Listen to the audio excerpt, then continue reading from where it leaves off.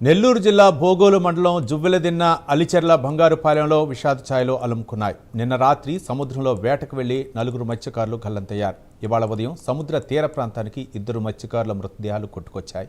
మృతులు బాలమురళి, గోవిందులుగా పోలీసులు గుర్తించారు. మరో 2 మత్స్యకారుల ఆచూకీ కోసం ఫిషరీస్ అధికారులు గాలింపు చర్యలు చేపట్టారు.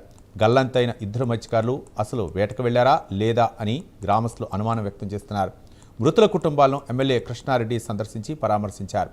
ప్రభుత్వం తరపున ఒక్కో కుటుంబానికి 5 లక్షల రూపాయల ఎక్స్గ్రేషియా అందిస్తున్నట్లు ఎమ్మెల్యే ప్రకటించారు.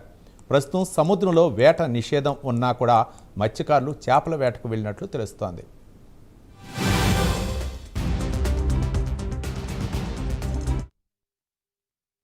కావలిలో ఈరోజు విషాద ఘటన చోటు చేసుకుంది.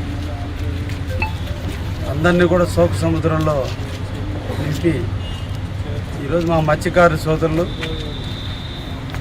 చేపల వేట నిషేధమైనప్పటికీ కూర కోసం సముద్రపు ఒడ్డుకి వెళ్ళి చేపలు వేటాడుకునే టైంలో విపరీతంగా వచ్చిన గాలి వాన కారణాల వల్ల సముద్ర అలలు స్ప్రింగ్ అయ్యి 4 గల్లంతవడం జరిగింది. అందులో 2 బాడీలని ఈరోజు ఒడ్డుకి తీసుకొచ్చి గవర్నమెంట్ హాస్పిటల్కి తరలించడం జరిగింది. మిగతా 2 కోసం గాలింపు చర్యలు ముమ్మరంగా చేపడుతున్నాం. వారిని కూడా తొందరగానే వారిద్దరు కూడా ఈత కొడుతూ సముద్రంలో ఉంటారన్న ఆశతో మేమందరం కూడా